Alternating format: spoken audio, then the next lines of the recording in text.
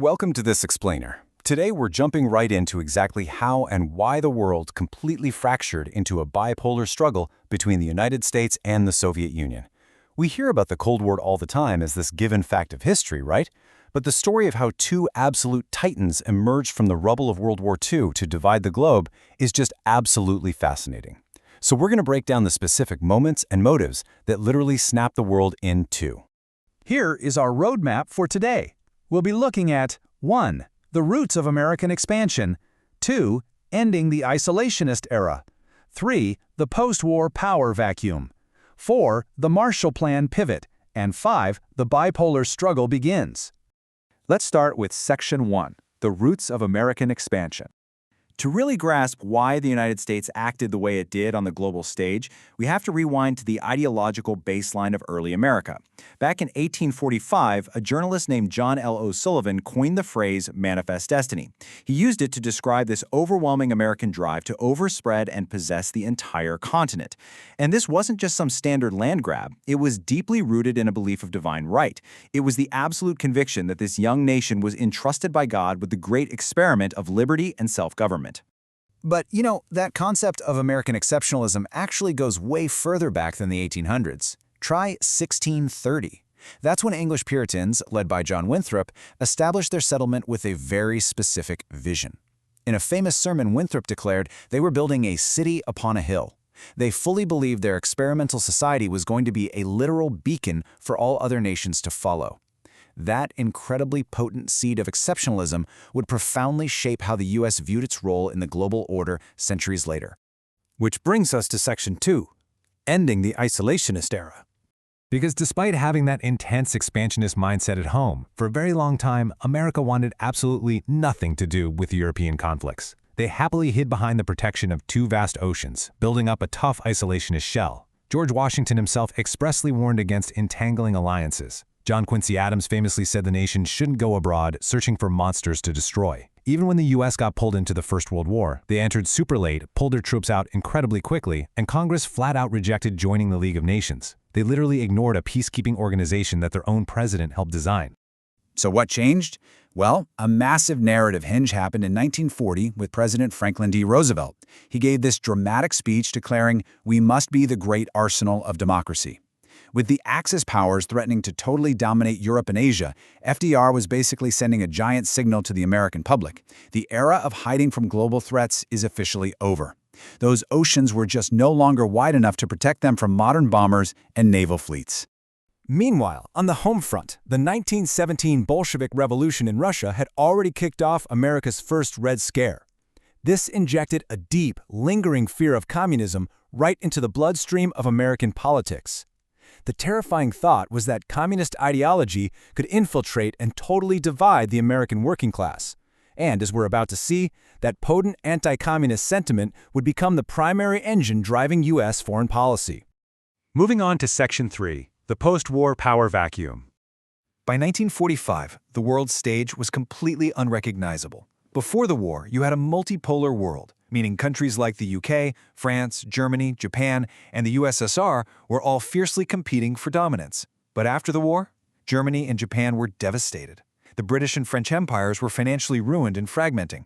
The Soviet Union had suffered the most catastrophic losses in human life and infrastructure.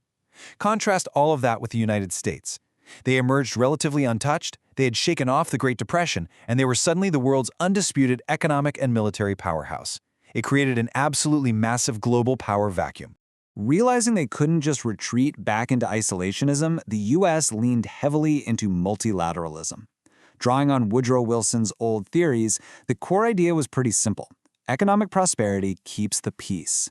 If countries are trading and growing together on an equal footing, they have very little reason to go to war with one another. To protect its own security, the U.S. realized it had to take the lead in managing global security. To make that happen, the U.S. essentially rewired the entire international economic order at the 1944 Bretton Woods Conference. By pegging global currencies to the U.S. dollar, which back then was backed by gold, the United States strapped itself firmly into the driver's seat of the global market. They established the financial frameworks required to act as the world's primary economic engine. Let's dive into Section 4, the Marshall Plan pivot. Recognizing this immense new responsibility, the U.S. pulled off one of the biggest foreign policy shifts in history. Think back to the strategy after World War I. It was all about punishment, right? The Treaty of Versailles basically bankrupted the losers, which caused hyperinflation, wiped out the middle class in Germany, and ultimately paved the way for fascism.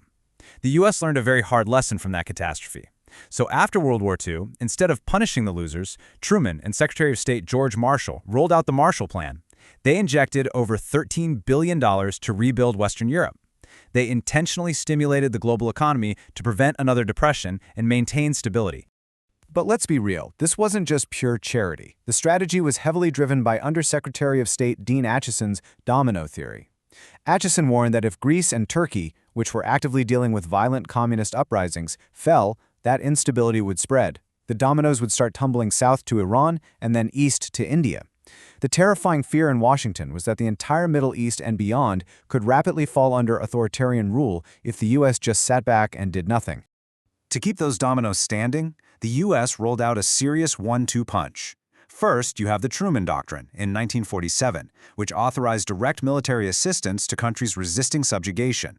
Second, you have the Marshall Plan in 1948, providing massive financial stimulus to rebuild infrastructure. The dual goals here were crystal clear: promote American-style democracy and free markets, while aggressively containing the rapidly expanding military and ideological reach of the Soviet Union. And that leads us to our final section. The bipolar struggle begins. This aggressive rebuilding effort, that's the exact fracture point that snapped the world in half. Now, initially, the U.S. actually offered Marshall Plan aid to everyone in Europe, including the Soviet Union. But in 1947, Soviet Foreign Minister Vyacheslav Molotov dramatically walked out of the negotiations. Joseph Stalin completely rejected the American aid. Why? Because he saw it as a massive Trojan horse. Stalin feared that if the Eastern Bloc accepted American money, which came heavily tied to mandates for free markets and democratic elections, it would totally erode Soviet control and push the Communist Party right out of power. And just like that, the curtain fell. The rejection of the Marshall Plan firmly divided Europe into East and West. The global architecture officially shifted into a bipolar system. This means that just two principal actors now held the vast majority of all global economic, military, and cultural influence. The US and the USSR were officially locked in a tense standoff between two absolute titans, each completely suspicious of the other's motives. When you track the timeline, the sheer speed of this fracture is just mind-blowing. In just 4 years, we jump from the end of WWI in 1945 to the Truman Doctrine, the Marshall Plan, and then boom, 1949 hits. The Soviet Union tests its very own atomic bomb, and China turns communist. Almost overnight, the competition for global influence escalated into a terrifying, world-ending nuclear arms race. Ultimately, what you need to take away from this is that the Cold War wasn't a standard fight over land or borders. It was a brutal collision of two totally incompatible operating systems: American multilateral democracy and capitalism on one side, facing off against Soviet authoritarian communism and state-controlled economies on the other. It was a deeply ideological clash over the future of humanity itself. And because both sides now possess nuclear weapons, the stakes were literally existential. This incredibly tense bipolar system became the new normal for over 40 years, keeping the entire planet on edge. But between 1989 and 1991, the Soviet Union suffered a rapid internal collapse. The bipolar era didn't end with a catastrophic nuclear war. It ended with the quiet dissolution of one of the poles. This left the United States standing alone as the sole, unchallenged global superpower, ushering in an era of unipolar dominance. Which brings us to a massive question to leave you with. What actually happens to global stability when one of the two competing poles simply ceases to exist? You know, the bipolar system was undeniably perilous, but it was also incredibly predictable.